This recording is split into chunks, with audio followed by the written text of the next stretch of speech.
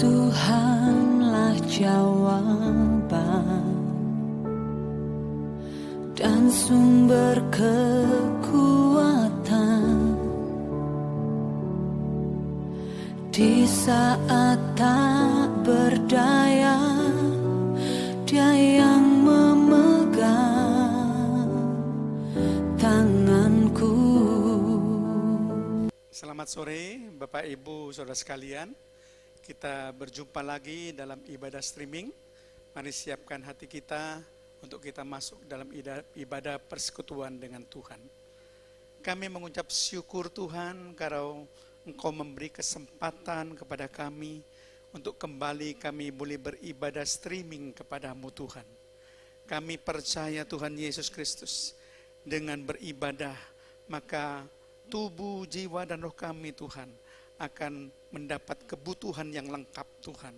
Kami percaya Tuhan kerohanian kami akan makin meningkat, boleh naik level dengan sungguh-sungguh boleh memuji memuliakan nama Tuhan, mendengarkan kebenaran firman-Mu. Iblis dan roh jahat yang ingin mengganggu jalannya ibadah ini di dalam nama Tuhan Yesus Kristus kami usir keluar. Darah Yesus hancurkan setiap pekerjaan iblis dan roh jahat. Di dalam nama Tuhan Yesus Kristus kami akan mulai ibadah streaming ini. Haleluya. Amin. Shalom jemaat Tuhan GPPS Sawahan, dimanapun kita berada. Puji Tuhan, oleh kemurahan Tuhan kita boleh ada sampai saat ini. Kita mau beribadah kepada Tuhan, kita mau menyembah Tuhan dengan segenap hati untuk memberi yang terbaik bagi Tuhan. Kita mau angkat pujian kita, Kau Bapa yang baik.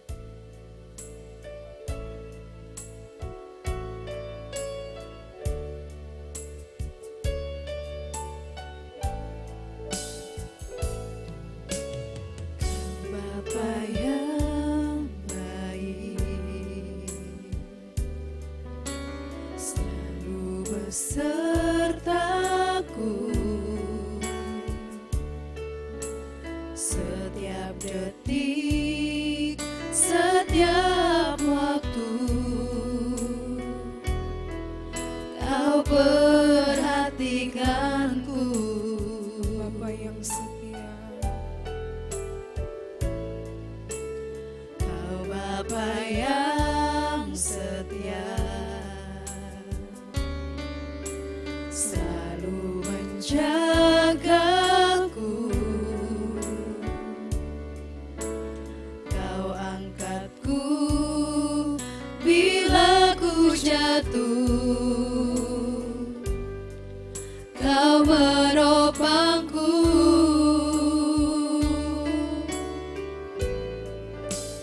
Ku berikan syukurku buat kebaikan-Mu. Ku berikan syukurku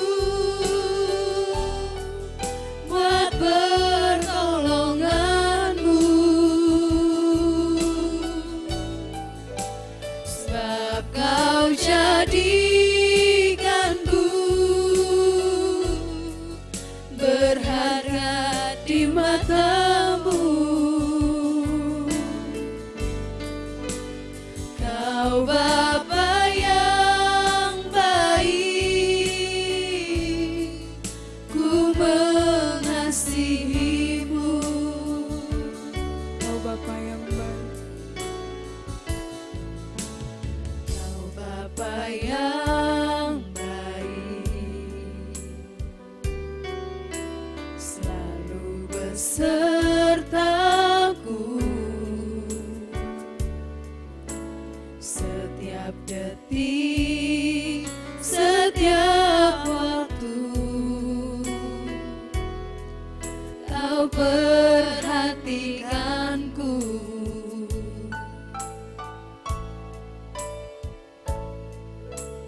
Kau Bapa yang setia, selalu menjagaku.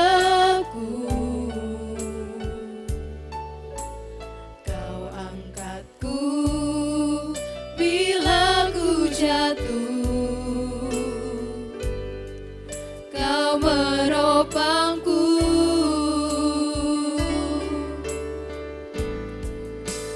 Ku berikan syukurku buat kebaikan-Mu.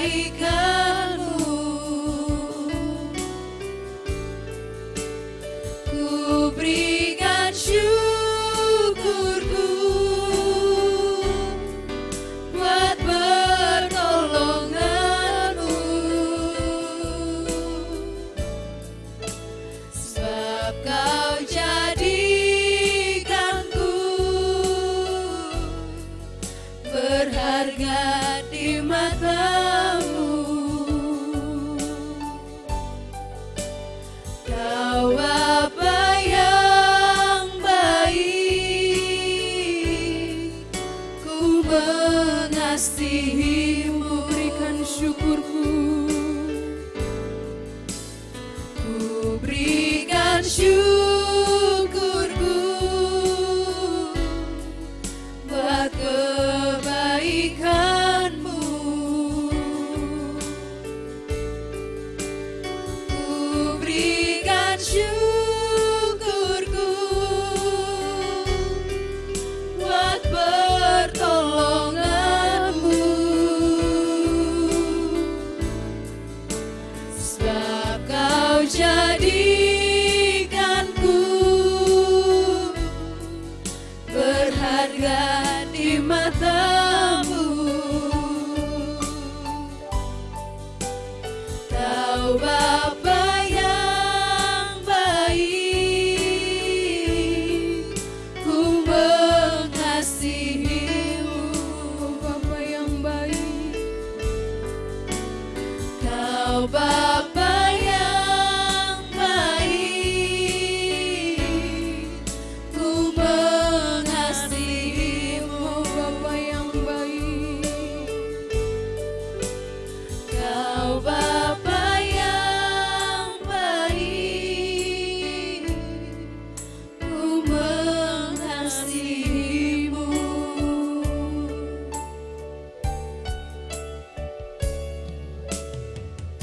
Haleluya, haleluya. Kita mau memuji-muji Tuhan, kita mau meninggikan Tuhan karena kasih-Nya yang tak berkesudahan di dalam kehidupan kita.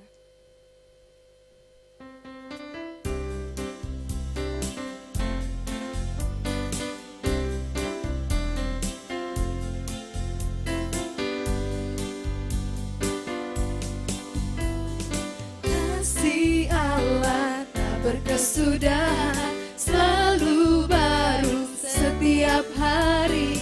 Rahmat-Nya pun tak pernah berakhir seumur hidupku. Kasih Allah, Kasih Allah tak berkesudahan, selalu baru setiap hari. Rahmat-Nya pun tak pernah berakhir seumur hidupku. Dengan sukacita ku kan menari, dengan sorak-sorai memuji. Ku naikkan pujian, haleluya, nyanyi bagi Dia Sang Raja, nyanyi bagi Dia Sang Raja. Kasih Allah tak berkesudahan, selalu baru setiap hari. Rahmat-Nya pun tak pernah berakhir seumur hidupku. kasih Allah, Kasih Allah tak berkesudahan, selalu baru setiap hari. Rahmat-Nya pun tak pernah berakhir seumur hidupku. Dengan sukacita ku kan menari, dengan sorak-sorai memuji. Ku naikkan pujian, haleluya, nyanyi bagi Dia Sang Raja, nyanyi bagi Dia Sang Raja. Dengan sukacita ku kan menari, dengan sorak-sorai memuji. Ku naikkan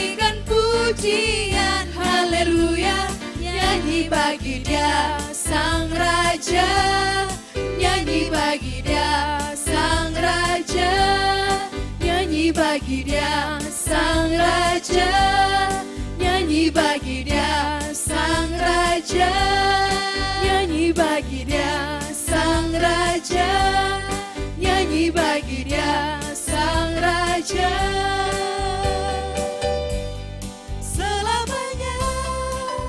Puji Tuhan, saat ini kita akan diberkati lewat kebenaran firman Tuhan. Saya serahkan kepada Bapak Pendeta Insinyur Yonatan Biantoro Wahono. Waktu dan tempat saya persilakan.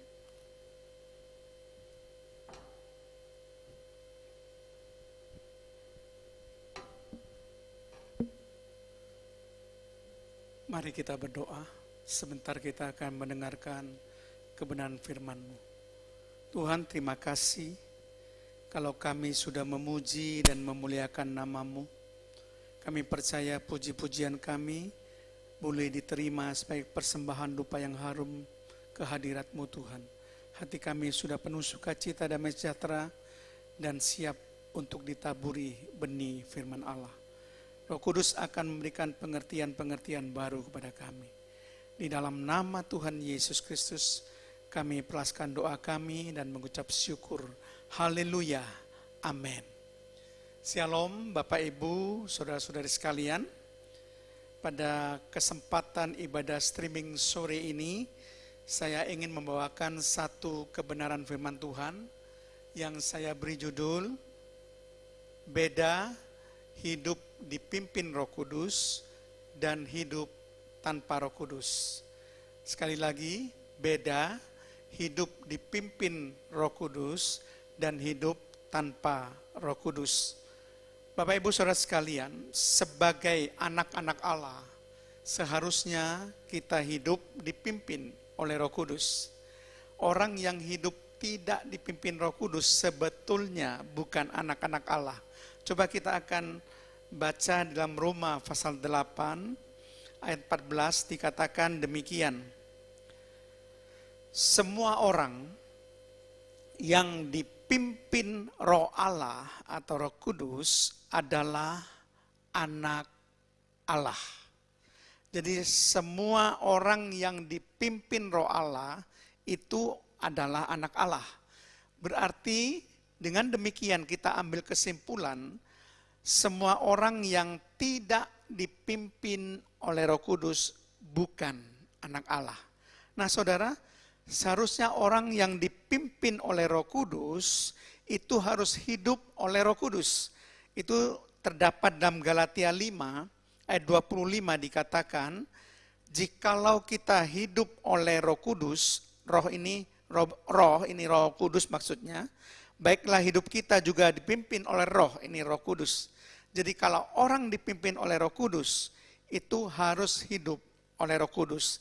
Nah bagaimana caranya hidup oleh Roh Kudus, itu dijelaskan dengan mendetail di dalam Galatia 5 ayat 16 sampai 17 dan Roma 8 ayat 5 sampai 8. Ya kita akan baca satu persatu ini. Galatia 5 ayat 16 sampai 17.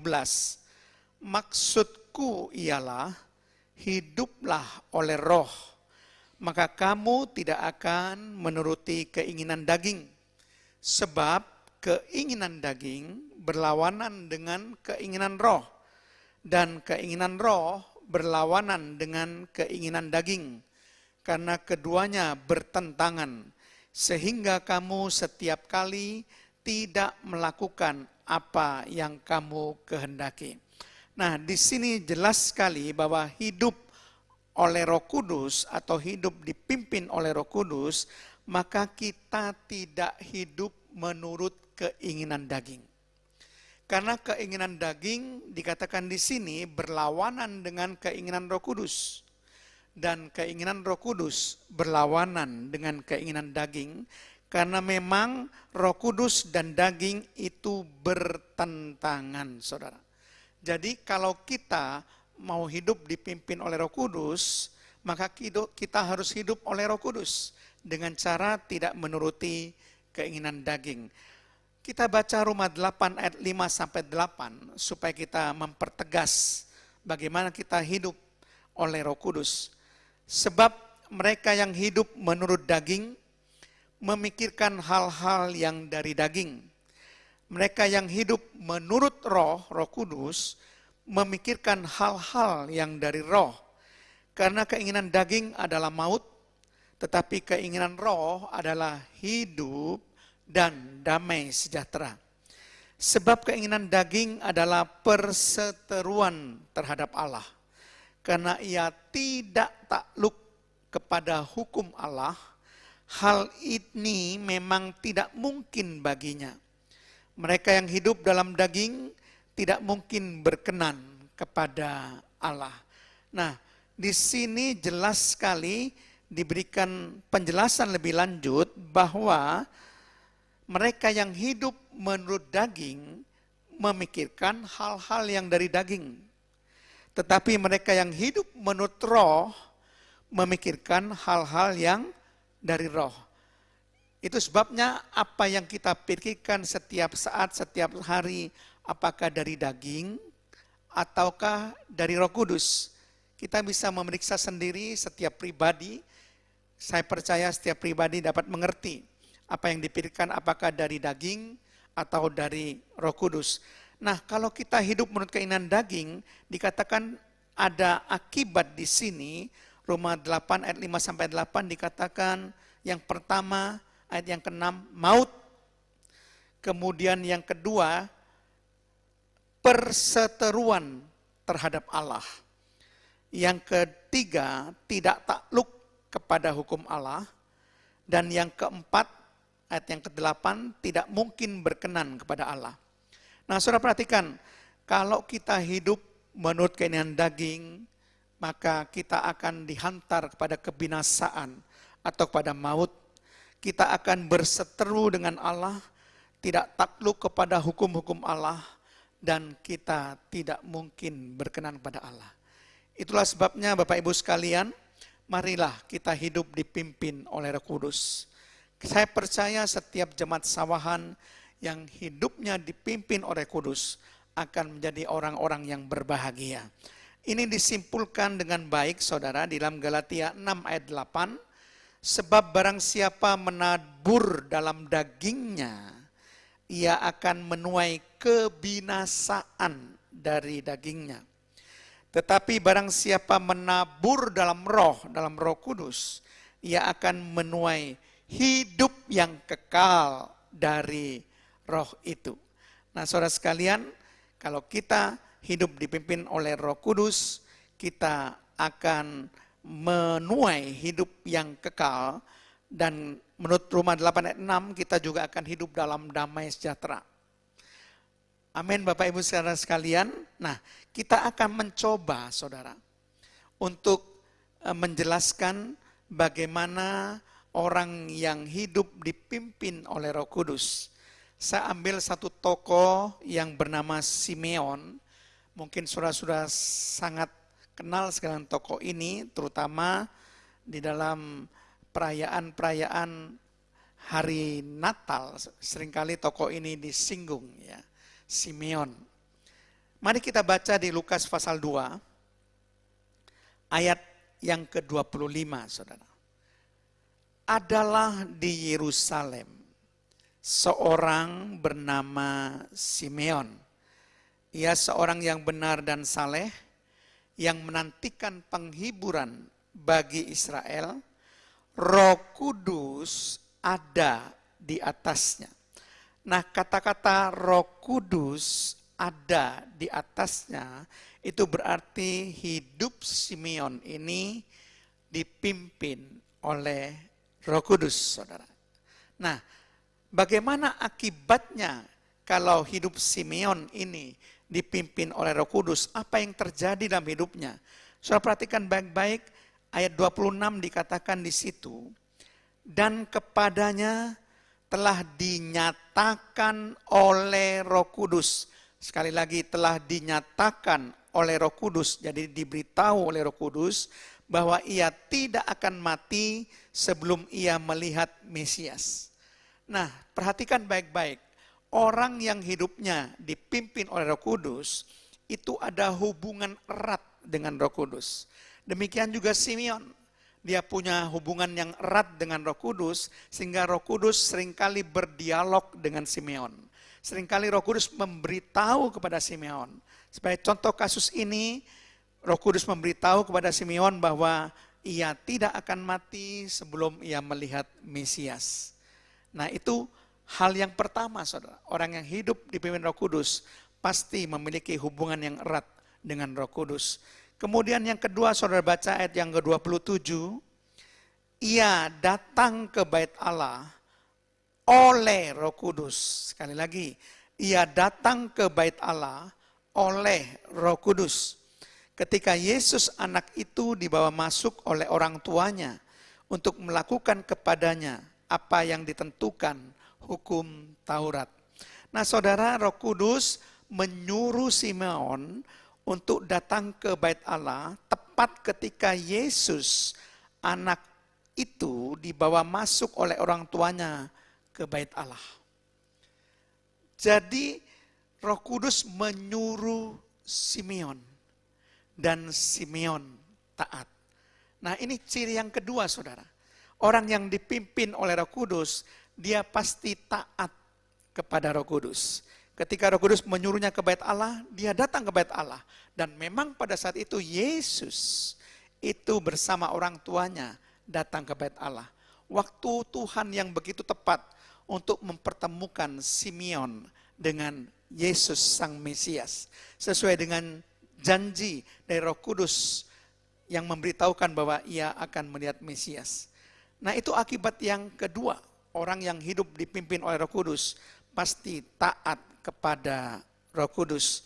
Nah, akibat yang ketiga kita sudah baca tadi bagaimana di ayat yang ke-25 bahwa Simeon ini adalah orang yang benar dan saleh.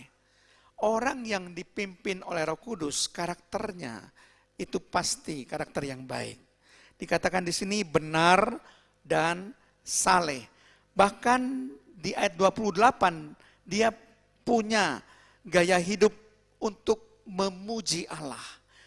Ia menyambut anak itu dan menatangnya sambil memuji Allah. Jadi mulutnya terbiasa untuk memuji Allah. Orang yang hidupnya dipimpin Roh Kudus, dia pasti akan hidup benar, dia akan hidup saleh, dan gaya hidupnya dipenuhi dengan puji-pujian kepada Allah. Itu akibat yang ketiga, Bapak Ibu.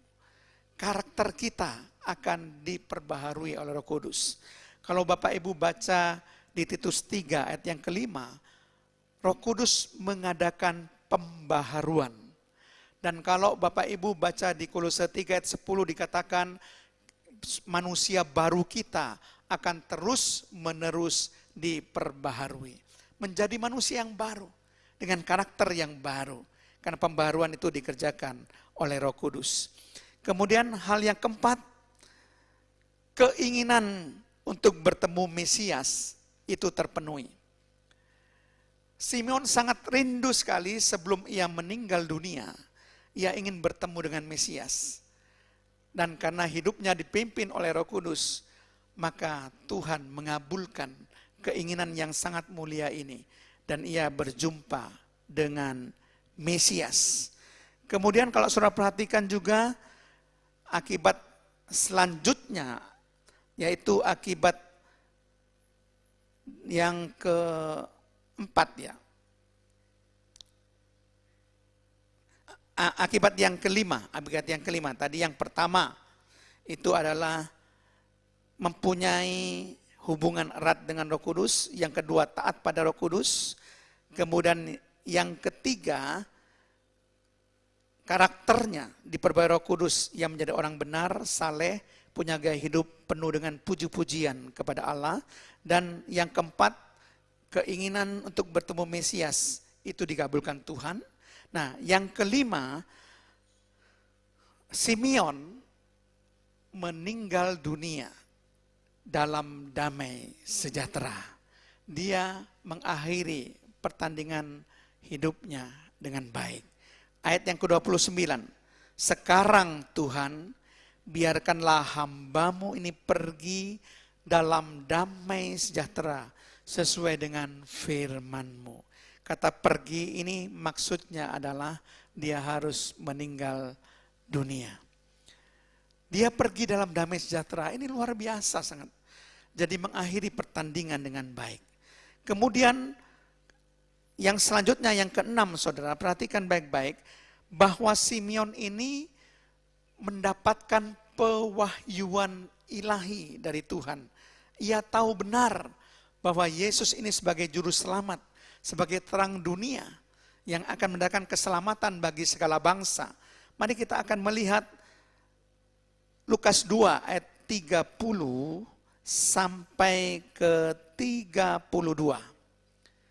Sebab mataku telah melihat keselamatan daripadamu. Perhatikan kata keselamatan daripadamu yang telah engkau sediakan di hadapan segala bangsa.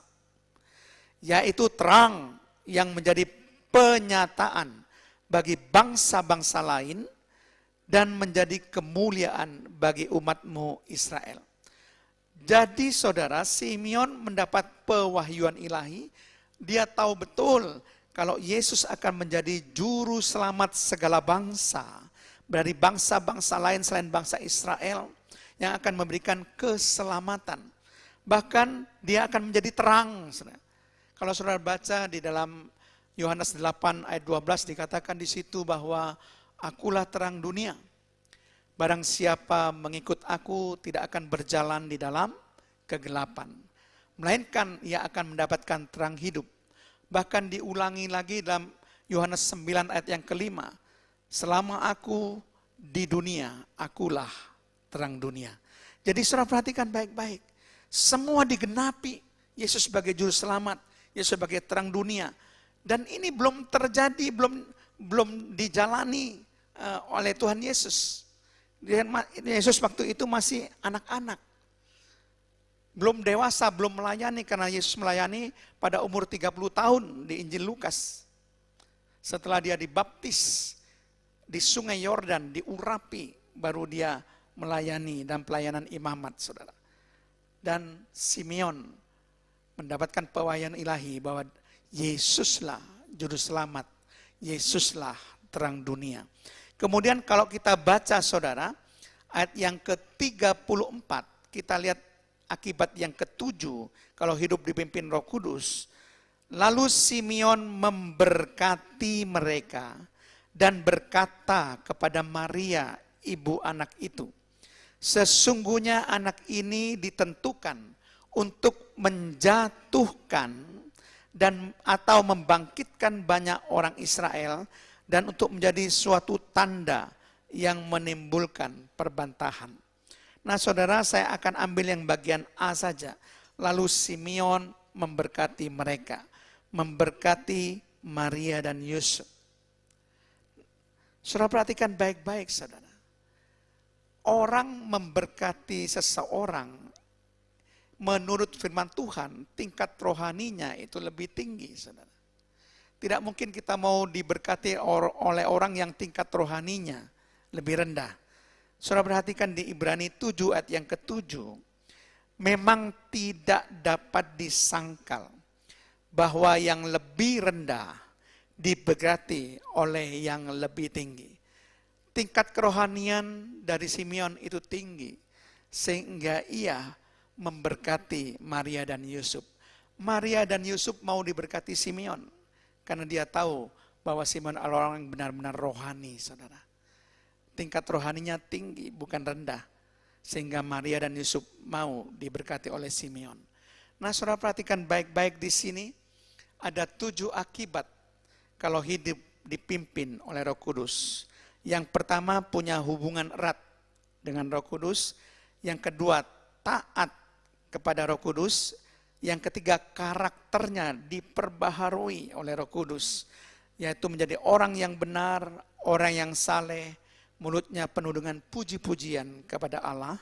Dan yang keempat, di sini dikatakan bahwa Simeon bisa melihat Mesias sebelum ia meninggal dunia.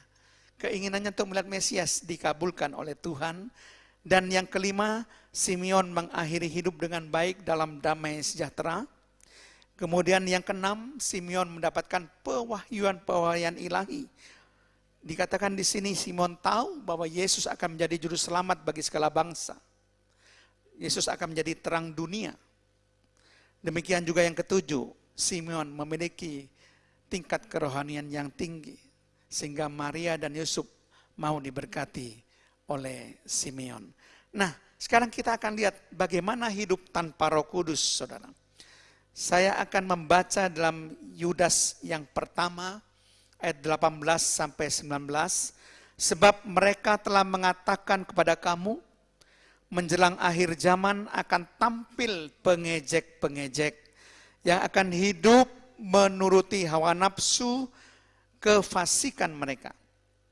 Mereka adalah pemecah belah yang dikuasai hanya oleh keinginan-keinginan dunia ini dan yang hidup tanpa Roh Kudus. Sekali lagi, hidup tanpa Roh Kudus.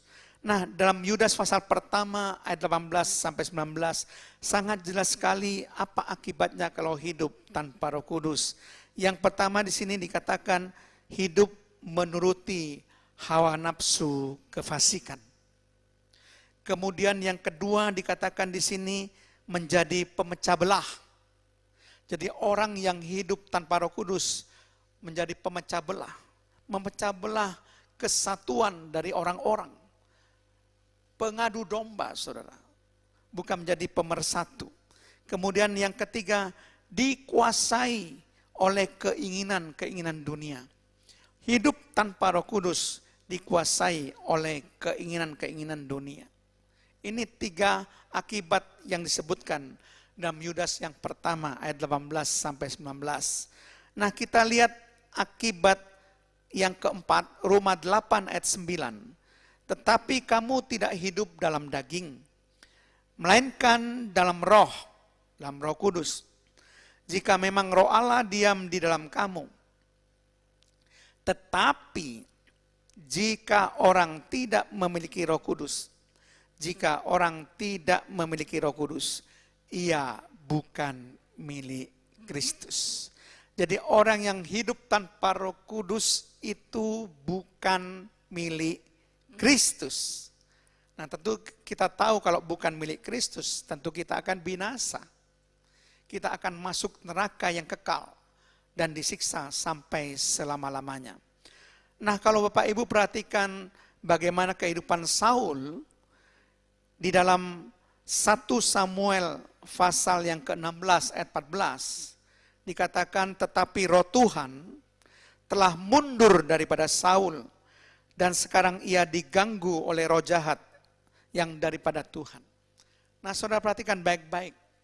Ketika Roh Kudus mundur dari Saul, apa yang terjadi, saudara? Ia diganggu oleh roh jahat. Tidak ada perlindungan, saudara. Roh jahat mengganggu hidupnya, hidup dari Saul. Kemudian bahkan akhir hidupnya sangat mengenaskan. Kalau saudara baca dalam 1 Samuel 31 ayat 9 sampai 10, saya simpulkan bahwa akhir hidup Saul itu mengenaskan. Kepalanya dipancung dan mayatnya dipakukan di tembok kota Betsean. Bapak Ibu bisa baca. Jadi orang yang hidup tanpa Roh Kudus, akhir hidupnya itu mengenaskan. Akhir hidupnya tidak baik, saudara. Seperti Saul, kepalanya dipancung dan mayatnya dipaku di tembok kota Betsean. Jadi bisa saya simpulkan, saudara, orang yang hidup tanpa Roh Kudus, yang pertama, hidup menuruti hawa nafsu kefasikan. Yang kedua, menjadi pemecah belah. Yang ketiga, hidup dikuasai oleh keinginan-keinginan dunia. Yang keempat, bukan milik Kristus. Yang kelima, diganggu oleh roh jahat. Yang keenam, akhir hidupnya sangat mengenaskan. Nah, Bapak Ibu sekalian, saya harapkan bahwa kita boleh hidup dipimpin oleh Roh Kudus.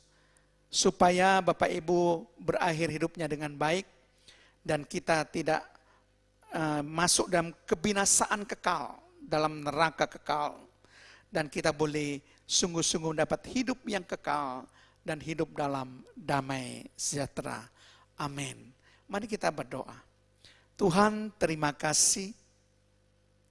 Hamba-Mu sudah menguraikan dengan singkat bagaimana hidup orang yang dipimpin oleh Roh Kudus dan bagaimana hidup tanpa Roh Kudus. Biar kami jemaat-jemaat Tuhan boleh mengambil keputusan untuk selalu hidup dipimpin oleh Roh Kudus. Haleluya Yesus. Mari kita nyanyikan Kami Memuji Kebesaran-Mu.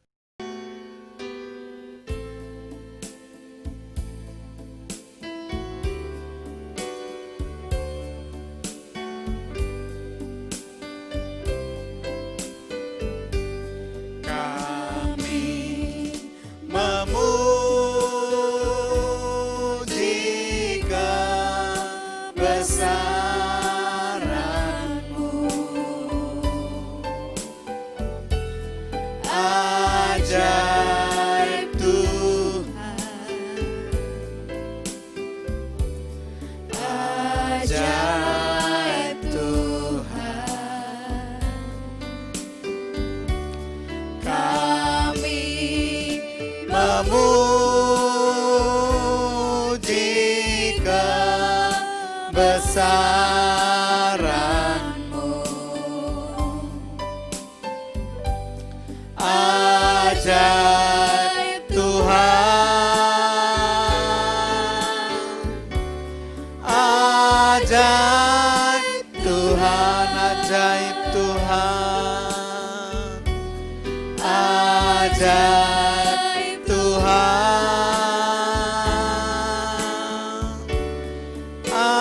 Ajaib Tuhan.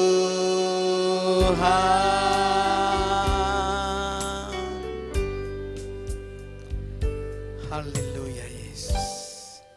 Terima kasih Tuhan. Hamba-Mu sudah menyampaikan kebenaran firman-Mu. Biar firman-Mu sungguh-sungguh menjadi berkat bagi seluruh jemaat.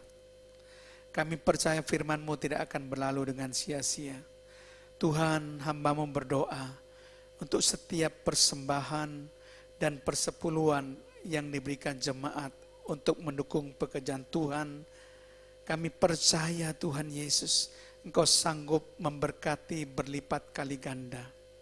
Tuhan berkati jemaat dalam usaha-usahanya, dalam pekerjaannya. Berkati dengan berlipat kali ganda Tuhan. Engkau punya segala macam cara untuk memberkati jemaat. Tuhan, mungkin ada yang dirumahkan, mungkin ada juga yang di PHK, mungkin ada yang dipotong bayarannya. Kami serahkan semua dalam tangan Tuhan. Tuhan sanggup memelihara para jemaat dengan pemeliharaan Allah yang sempurna. Terima kasih Tuhan. Terima kasih Tuhan sudah memimpin ibadah ini dari permulaan sampai pada akhirnya. Kami berdoa untuk negeri kami Republik Indonesia, supaya Tuhan jauhkan benar-benar Tuhan dari COVID-19 ini Tuhan. Tuhan tolong bangsa Indonesia, ampuni dosa-dosa kami Tuhan, pulihkan bangsa kami. Demikian juga Tuhan berkati seluruh jemaat di dalam nama Tuhan Yesus Kristus. Tuhan memberkati pekerjaan dan usaha saudara. Tuhan memberkati saudara dengan kesehatan ilahi. Tuhan berkati saudara dengan umur yang panjang. Tuhan memberkati saudara dengan pemeliharaan Allah yang sempurna. Tuhan memberkati saudara dengan perlindungan dan penyertaannya sampai selama-lamanya.